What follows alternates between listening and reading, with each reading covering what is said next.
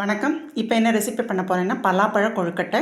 இந்த செம்பு டம்ளருக்கு 1 டம்ளர் புழுங்கல் அரிசி, இட்லி அரிசி எடுத்து 5 வாட்டி கழுவி 2 மணி நேரம் ஊற வச்சு அரைச்சிட்டு வந்தாச்சு. இப்போ ஸ்டவ்வில் ஆன் பண்ணி கடாயை வச்சாச்சு. 1 ஸ்பூன் நெய் ஊற்றி உப்பு போட்டு இந்த மாவை வதக்கணும். வெல்லம் எடுத்துருக்கிறேன். ஒரு 6 பலாச்சோளம் எடுத்துருக்கிறேன். இதை இந்த பலாச்சோளையை மிக்சியில் அரைச்சிக்கணும். இதை நம்ம பூர்ணம் ரெடி பண்ணும்போது போடணும். இப்போ ஒன்று ஒன்றா பார்ப்போம். நம்ம மாவை நல்லா வதக்கியாச்சு. புழுங்கல் அரிசியில் பண்ணும்போது டேஸ்ட்டாக இருக்கும். இதை வேறு ஒரு பாத்திரத்துக்கு போட்டு மூடி வச்சுருவோம். சூடு ஆறினோன்னு சொப்பு பண்ணிக்கலாம். இந்த பலாப்பழத்தை மிக்சியில் அரைச்சிக்கலாம். வெல்லத்தை கரைச்சிக்கிட்டு வந்துடலாம்.